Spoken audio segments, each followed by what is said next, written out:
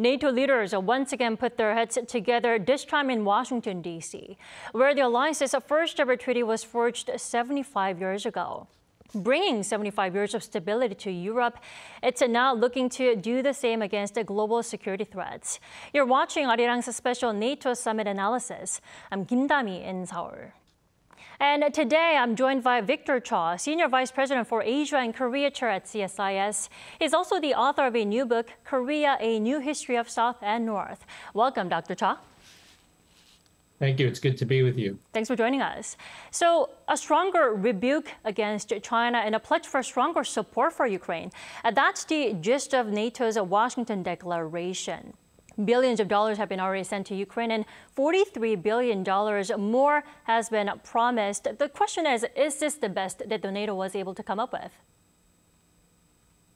Well, I think it was a pretty good outcome for the 75th anniversary of the NATO Summit. With so much going on in the world, they have played a critical role in trying to support the rules-based order, whether we're talking about war in Europe or China's rise. These commitments to Ukraine were significant, I think, and it's not just the amount, but it's the timing, in the sense that these are in addition to, complementary to what was passed in the U.S. Congress a little while back. And then the very clear statement on China and the role that China is playing in supporting Russia economically and in terms of industrial support. You know, you can't fight a war without a strong economy, without a strong industrial capacity. You know, other countries may be providing providing Russia with ammunition, but you cannot win a war without a strong industrial base. And that is where China has quietly been playing a very important and significant role. And NATO members basically called China out for that. And I do have to point out, some experts have cast doubt on NATO's vow for lasting support, saying it's not too promising. Dr. Cha, is that the case? What's your take on this? Well, I don't know if that's true. I mean, I guess I would have two reactions. The first is the other thing to come out of the NATO summit was discussion of a path for Ukraine membership in NATO. This may take some time, but still, it's a very important statement, and it's one where it wasn't the place where NATO was at previously. Of course, there are some NATO countries that would be opposed to that, in particular, Hungary being one of them. But still, I think that was very important, and it shows that there is longstanding support for Ukraine by NATO, even with the consideration of membership. Of course, that cannot happen while a war is ongoing.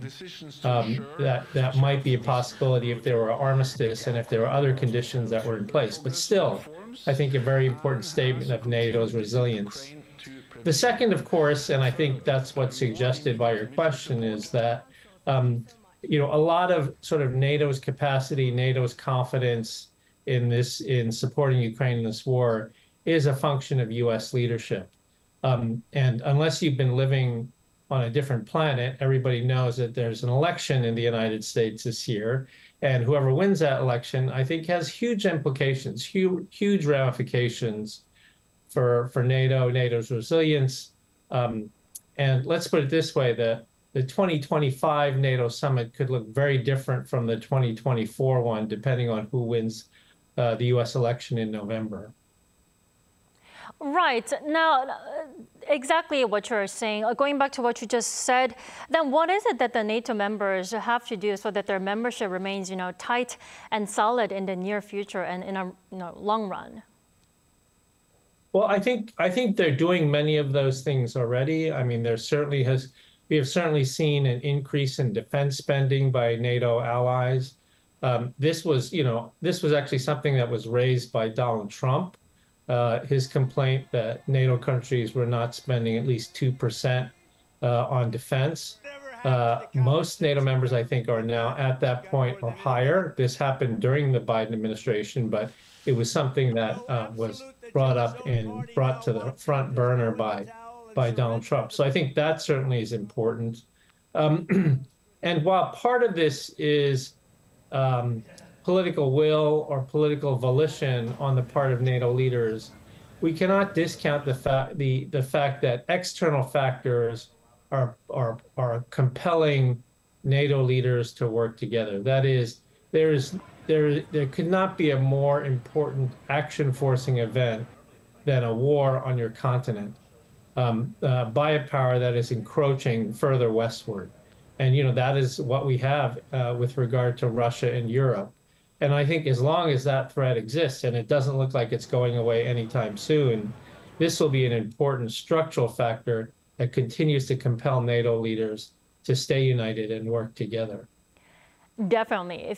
Nearly 3 years into the war, Ukraine is more desperate for aid than ever. And Ukraine has long been chasing to join NATO, and it didn't work in its favor again this year. What's holding it back? I mean, will Ukraine be able to gain membership once the war is over? Well, it's a good question. We don't know. We don't really know the answer to that. But again, I would say I feel like NATO is in a different place this year on possible future Ukrainian membership than it was last year or even the year before. I personally don't believe that a solution is possible without some concession of Ukrainian territory that has already been taken by Russia in combination with NATO membership for Ukraine and a massive reconstruction plan that NATO and other countries outside of Europe might be involved in. So we don't know the answer in the future. Again, I don't think it's possible as long as there's a shooting war taking place between Russia and Ukraine. I don't think NATO would allow for membership in that instance. But if some sort of ceasefire is achieved, then I think there's a better chance that serious discussions on potential membership could take place. Right, maybe. And China has also become a regular part of NATO's agenda, especially in recent years. NATO this time labeled China a decisive enabler of Russia's war against Ukraine. Does this mean NATO is recognizing Beijing as a bigger threat to Euro-Atlantic security? Yes, I certainly think so. Just when I was in government a long time ago, it was very hard to get European countries to think about the security threat posed by China because they largely saw China in terms of commercial opportunity. And the discussion of security with regard to China from a U.S. perspective, when we were talking to Europeans, largely centered around defense of Taiwan. And most Europeans would look at that particular issue and say, that's your issue, that's a U.S. issue. You have the Taiwan Relations Act. This is really a U.S. only issue. That is not the case today.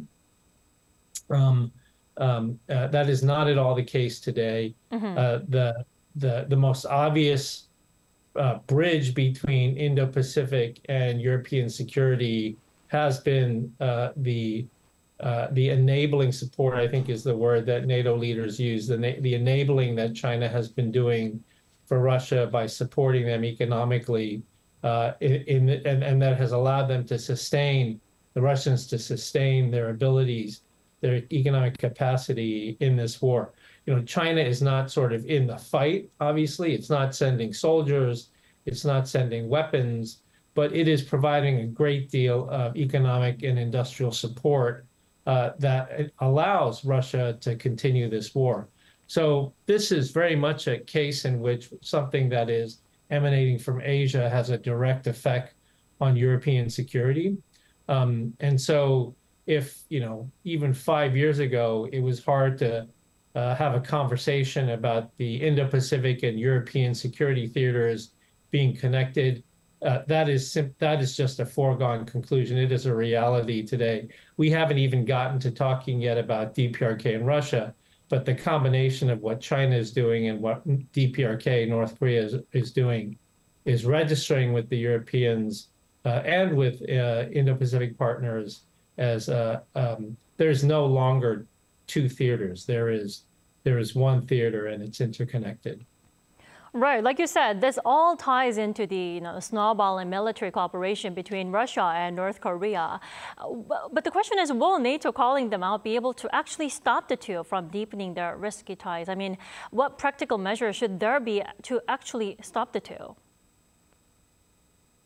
Well, I mean, the first thing I would say is that this new security relationship between Russia and North Korea is extremely, extremely threatening.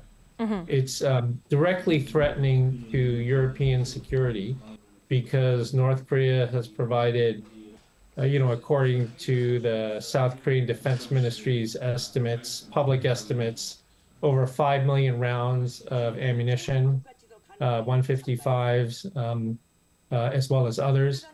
In addition to that, they are providing ballistic missiles to Russia, according to evidence produced by the Ukrainians that finding missile parts that are North Korean that are falling in Ukrainian cities and in the battlefield. So this relationship is having a direct effect on Europe's security. North Korean weapons today are being used to kill Europeans, Ukrainian soldiers, Ukrainian citizens, Ukrainian children, mothers. It's something that's completely unprecedented. In addition to that, we don't know exactly what Russia will provide to North Korea in return for that, all of this ammunition, which Putin badly needs. And of course, there is some concern among security experts, I being one of them, that North Korea will not want just fuel and food and medicine and these other things. They will want high-end military technology to advance their WMD, their nuclear, ballistic missile, and submarine programs. That would pose a threat not just on the Korean Peninsula, it would pose a threat more broadly in the region to Japan and to others, and it would pose a direct threat to the US homeland. So this is a relationship that harkens back to the Cold War, but it is extremely dangerous, and it is different from the Cold War because North Korea has the leverage now. Putin needs the ammunition. He cannot win this war without the ammunition, and he doesn't make enough ammunition to pound Ukraine the way he would like to in terms of the daily burn rate of ammunition. You cannot overstate how dangerous this relationship is. Well, shifting gears, also at NATO, President Yoon Suk-yeol attended the summit for 3 years in a row. That's a first for any South Korean leader. Dr. Cha, do you think South Korea has been serving its purposes and contributing at the highest level? I do think that South Korea has gained a new respect and new attention by European powers because of the way it has stood up with regard to the war in Ukraine.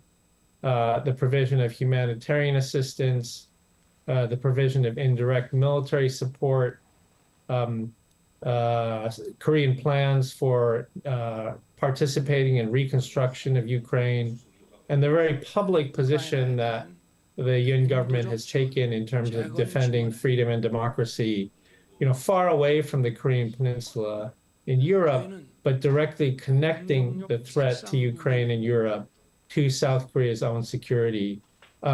This is really the sign of a country that is playing on a global stage. Usually when you look at Asia, the country that you think of most doing this has always been Japan. And rightly so, Japan has played an important role. But we're seeing South Korea operating on an international stage, at a time of war, in a way that we have not seen before, and that really, I think, has registered with European partners. This is, as you noted, this is the third successive summit that the South Korean leaders have been invited to, and it shows a great deal of respect, I think, and acknowledgement of Korea's global role. Well, should South Korea expect another round of invitation next year? What do you think? I can't remember where the NATO summit is next year. I know that from I know that from the Biden administration's perspective, they do like it used to be called the AP4, but I see in the press now it's called the IP4, the Indo-Pacific Four, South Korea, Japan, Australia, New Zealand. The Biden administration does like that formula, and I think they would like to continue it. So I would imagine that as long as the Biden administration is in office, that will continue. And I also would not consider it impossible that in a Trump administration that they would also do the same thing. Again, because these theaters are connected. What is happening in Europe and what is happening in Asia are connected in the sense that there are threats to the rules-based international order emanating from both theaters, and those actors in both theaters are actively working together now in a way we have not seen before. Right. And South Korea has also warned Russia it could provide Ukraine lethal weapons if Russia continues to cross the line by collaborating with the North militarily. Dr. Cha, you previously pointed out that there are multiple ways for South Korea to do that, one way being through NATO members. Please tell us how that would actually work. So through NATO members, what South Korea could do would be to provide indirect military support. We've seen some of this in terms of ammunition, but there's also other things that South Korea could provide in terms of air defenses and things that Ukraine badly needs. But I think the real decision for the UN government is, as you state, and as the initial statement by the National Security Advisor, Chang Ho-jin, mentioned in the aftermath of the Putin-Kim summit, whether South Korea will provide direct military assistance, lethal military assistance, meaning weapons or munitions to Ukraine. This is a big decision, right? It is an extremely big decision. It would have to be made with the understanding that Russia would likely retaliate against South Korea.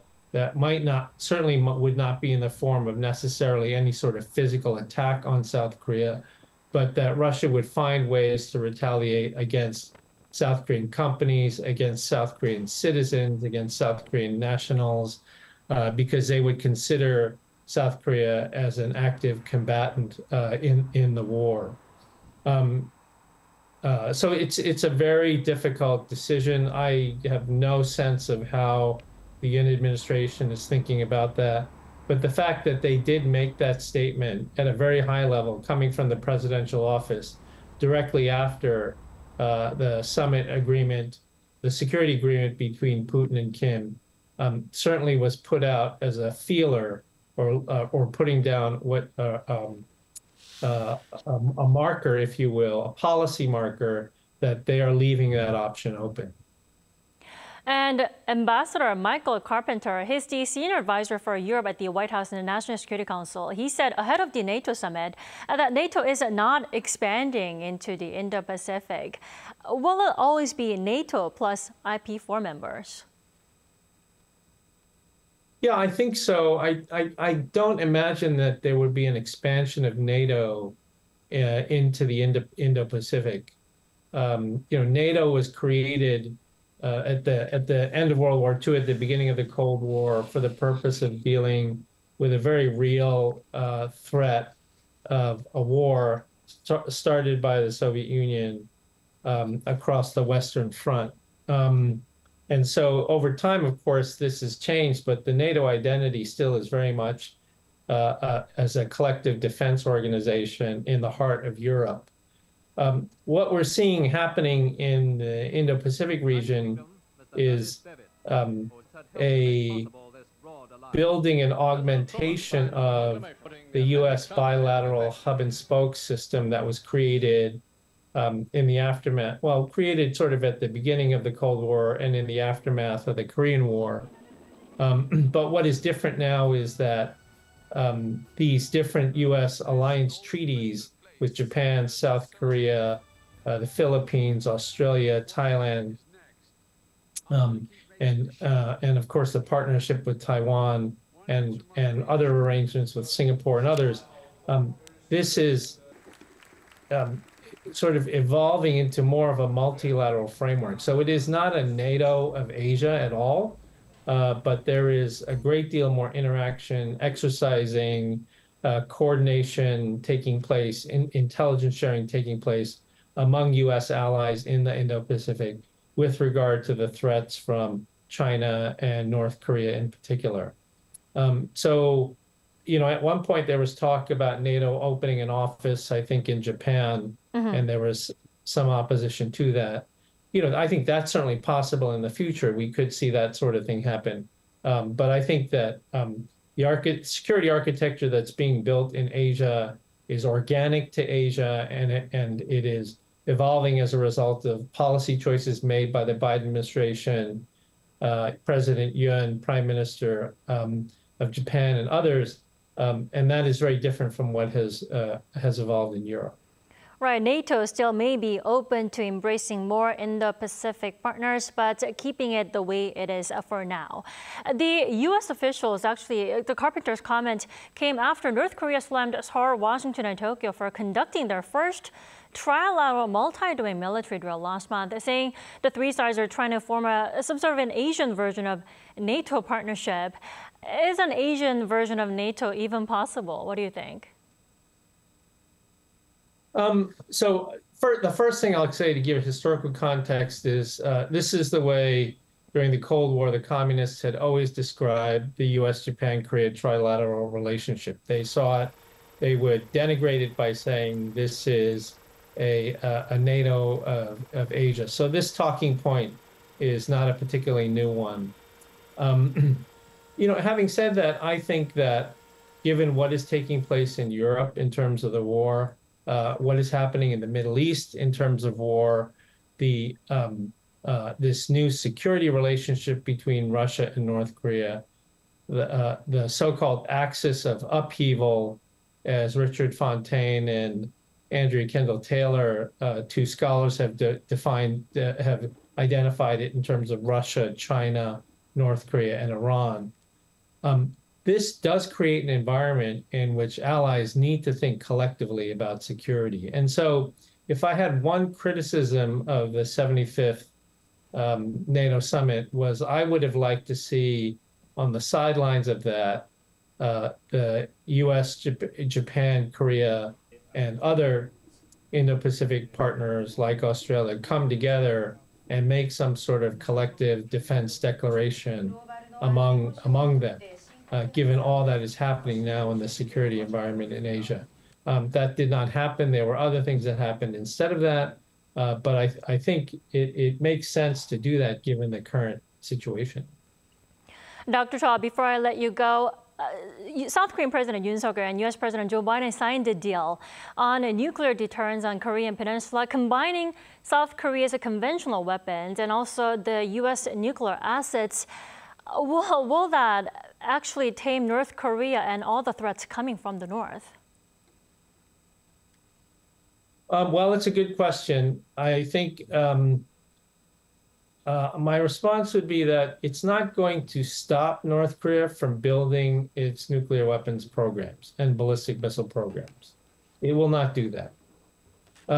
What it will do is enhance deterrence against North Korean use of its nuclear weapons or ballistic missiles. In addition, this sideline bilateral that took place and the document that was announced at the presidential level on nuclear guidelines is very important for reassuring the ally, South Korea, of the strength and the credibility and resilience of the nuclear umbrella. I think in part this was a natural evolution of the Washington Declaration and the NCG, the Nuclear Consultative Group. But it also, I think, was in response to, this burgeoning relationship between North Korea and Russia and the Putin-Kim summit, and of course the document that they signed. So, deterrence is always about deterring the adversary, which I think the U.S.-Korea alliance is doing a good job of, but also reassuring the ally. And I think in part this was about reassuring the ally. I think it's important to note that in the presidential statement that was released, what I think, and maybe it's just my imagination, but I think what was a subtle change in language was when the Washington Declaration and the NCG were announced in April of 2023 on the occasion of the Biden-Yun state visit. They specifically avoided the language of talking about nuclear planning between the two summits to avoid the reference to NATO, NATO's nuclear planning group. But this document that was released on the sidelines of the NATO summit does use the term nuclear and strategic planning. And again, it could be my imagination, but I thought that that was significant and new, and it showed that how seriously the two sides are taking it. So I think it's a very important step forward. The Biden administration has done more than any other in terms of improving extended deterrence with the South Koreans. So I do give them a lot of credit for that. But whether this will be enough to sort of satisfy the South Korean public and their concerns, their debate about whether they should go nuclear, it remains to be seen. All right, NATO seeking to secure a long-lasting safety pin for Ukraine, also keeping North Korea, Russia, and China in check. This year's NATO summit was again all about preserving and safeguarding global peace and security. Dr. Victor Cha, thank you so much for your time and your insights with us today. We appreciate it. Thank you for having me. And we also thank you for staying with us throughout Arirang's special 75th NATO Summit analysis. Stay safe wherever you are.